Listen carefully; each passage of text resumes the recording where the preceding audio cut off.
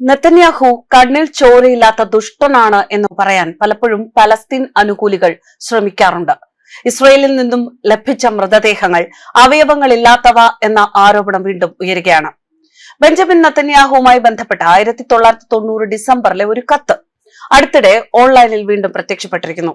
അവയവ ശേഖരണവും പലസ്തീൻ മൃതദേഹങ്ങളുടെ ചികിത്സയുമായി ബന്ധപ്പെട്ട ആരോപണങ്ങൾ വീണ്ടും ഉയർത്തുകയാണ് ഈ കത്തിൽ. തീവ്രവാദികൾ എന്ന് വിശേഷിപ്പിച്ചിരിക്കുന്ന മരിച്ച പലസ്തീനികളുടെ അവയവങ്ങൾ മാറ്റിവെക്കലിനായി ഉപയോഗിക്കാം എന്ന് നിർദ്ദേശിക്കുന്ന ഒരു നിർദ്ദേശം. ആ നിർദ്ദേശത്തിന് ആ സമയത്തെ ഡെപ്യൂട്ടി വിദേശകാര്യമന്ത്രിയായിരുന്ന നെതന്യാഹു മറുപടി നൽകിയതായിട്ടാണ് ഒരു രേഖയിൽ കാണിക്കുന്നത്. ഈ കത്താണ് ഈ വീഡിയോയിലെ ചർച്ചാ വിഷയം. പലസ്തീനികളുടെ അവയവങ്ങൾ അത് എടുക്കുന്നതിനായി 1990കളിൽ ഇസ്രായേൽ പ്രധാനമന്ത്രി ബെഞ്ചമിൻ നെതന്യാഹു നിയമപരമായ അനുമതി ലഭിക്കുമോ എന്ന് അവകാശപ്പെട്ട് സോഷ്യൽ മീഡിയ ഒരു പോസ്റ്റ്. ഇസ്രയേലി ഭരണകൂടം കൊല്ലപ്പെട്ട പലസ്തീനികളുടെ അവയവങ്ങൾ മാറ്റുന്നു എന്ന ആരോപണത്തിന് ശക്തി പകരുകയാണ് ഒരർത്ഥത്തിൽ ഈ പോസ്റ്റ്. ഇസ്രായേൽ സ്റ്റേറ്റ് ഫോറൻസിക് ഇൻസ്റ്റിറ്റ്യൂട്ടിന്റെ അനുവാദമില്ലാതെയാണ് ഇത്തരത്തിൽ മൃതശരീരങ്ങളിലെ അവയവങ്ങൾ നീക്കം ചെയ്തത് എന്ന രേഖകൾ ഉദ്ധരിച്ച് ഈ പോസ്റ്റിൽ അവകാശപ്പെടുന്നുണ്ട്. പോസ്റ്റ്മോർട്ടങ്ങൾക്കിടെ ഇസ്രയേൽ മൃതദേഹങ്ങളിൽ നിന്ന് കോർണിയകൾ, ചർമ്മം, ഹൃദയവാൽവുകൾ, അസ്ഥികൾ ഇത് എടുത്തു മാറ്റിയിരുന്നു എന്ന് മുമ്പ് പലപ്പോഴും വെളിപ്പെടുത്തലുകൾ ഉണ്ടായിരുന്നു. എന്നാൽ അവയവങ്ങൾ എടുത്തു മാറ്റുന്നത് അവസാനിപ്പിച്ചു എന്ന ഒരു ഇസ്രയേലി ഉദ്യോഗസ്ഥൻ പറഞ്ഞിരുന്നു. 1990കളിൽ നെതന്യാഹു പാലസ്തീനികളുടെ മൃതദേഹങ്ങൾ മെഡിക്കൽ ആവശ്യങ്ങൾക്ക് ഉപയോഗിക്കാൻ നയങ്ങൾ പരിഗണിച്ചിരുന്നു എന്നവകാശപ്പെടുന്ന ഒരു ട്വീറ്റാണ് ഇപ്പോൾ ഒരു പുതിയ ചർച്ചയ്ക്ക് തുടക്കം കുറിച്ചിരിക്കുന്നത്. 90കളിൽ ടെലവീവിൽ സ്ഥിതി ചെയ്യുന്ന ഇസ്രയേലിലെ പ്രധാന ഫോറൻസിക് സ്ഥാപനമായിരുന്നു അബു കബീർ ഫോറൻസിക് ഇൻസ്റ്റിറ്റ്യൂട്ട് എന്നറിയപ്പെടുന്ന L Greenberg national institute of forensic medicine.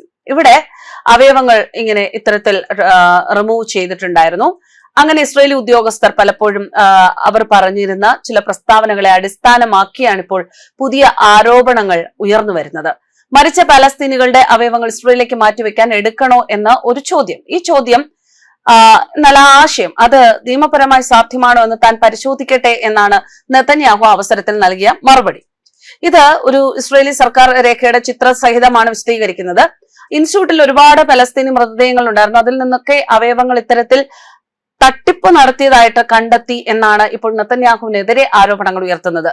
നൂറുകണക്കിന് പലസ്തീനികളുടെ മൃതദേഹങ്ങൾ ഇപ്പോഴും ഇസ്രായേലിന്റെ കൈവശമുണ്ട്. അത് മനുഷ്യാവകാശ സംഘടനകളുടെ ഒരു നിരീക്ഷണമാണ്. ഇസ്രായേൽ ചാനൽ സംപ്രേഷണം ചെയ്ത ഇൻസ്റ്റിറ്റ്യൂട്ടിന്റെ മുൻ മേധാവി ഡോക്ടർ യഹൂദ ഹിസുമായുള്ള ഒരു അഭിമുഖത്തിൽ അതിൽ വെളിപ്പെടുത്തുന്നത് ടെലവീവിലെ ഈ പറഞ്ഞ ഇൻസ്റ്റിറ്റ്യൂട്ടിലെ പ്രവർത്തനങ്ങളെ കുറിച്ച് 2009ൽ ഇസ്രായേലി അധികൃതർ ചില കുറ്റസമ്മതങ്ങൾ നടത്തിയത്രേ. അതിലേക്ക് പുതുക്കിയ ചർച്ച ശ്രദ്ധ ക്ഷണിച്ചിരിക്കുകയാണ്. 1990കളിൽ കുടുംബത്തിന്റെ അനുവാദമില്ലാതെ പോസ്റ്റ്മോർട്ടം സമയത്ത് കോർണിയ, ചർമ്മം, ഹൃദയവാൽവുകൾ എന്നിവ ഉൾപ്പെടെയുള്ള കലകൾ നീക്കം ചെയ്തിരുന്നതായിട്ടൊരു സമ്മതം അങ്ങനെ ചെയ്തിരുന്നു എന്ന് സ്ഥിരീകരിച്ച വിവരങ്ങളും പുറത്തു വന്നിരുന്നു.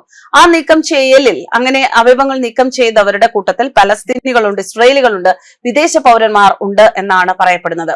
എന്നാൽ ഇതൊക്കെ ഇതൊക്കെ ചെയ്തിരുന്നു, വർഷങ്ങൾക്ക് മുൻപ് അവസാനിപ്പിച്ചതായിട്ടാണ് ഇസ്രായേലി സൈന്യം പറയുന്നത്.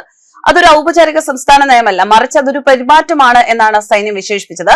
2023 ഡിസംബർ മുതൽ ഇസ്രായേലി കസ്റ്റഡിയിൽ നിന്ന് തിരിച്ചെത്തിയച്ച മൃതദേഹങ്ങളുടെ അവസ്ഥയെക്കുറിച്ച് പലസ്തീൻ അധികൃതർ പലകുറി ആശങ്കകൾ പറഞ്ഞിട്ടുണ്ട്. കൂട്ടക്കുഴിമാടങ്ങളിൽ നിന്ന് മൃതദേഹങ്ങൾ പുറത്തെടുക്കുന്നതിൽ ഏർപ്പെട്ടിരിക്കുന്ന മെഡിക്കൽ സംഘങ്ങൾ പലപ്പോഴും ഗുരുതരമായ പരിക്കുകൾ റിപ്പോർട്ട് ചെയ്തിട്ടുണ്ട് എന്നും ചില സന്ദർഭങ്ങളിൽ അവയവങ്ങൾ നഷ്ടപ്പെട്ടതായും അവർ പറഞ്ഞതായിട്ടുമാണ് വിവരങ്ങൾ. ഖാൻ യൂനിസിലെ നാസർ മെഡിക്കൽ കോംപ്ലക്സിൽ നിന്നും കണ്ടെടുത്ത 392 മൃതദേഹങ്ങളിൽ 165 എണ്ണം തിരിച്ചറിയാൻ കഴിയാത്തത്ര വികൃതമായിരുന്നു എന്നാണ് ഉദ്യോഗസ്ഥർ പറയുന്നത്.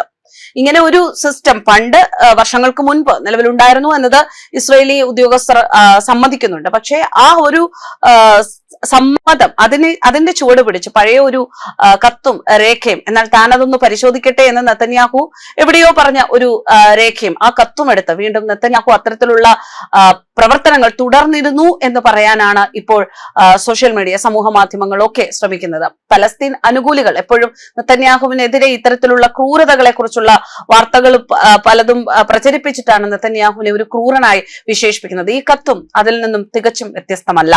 News desk കർമാനസ്.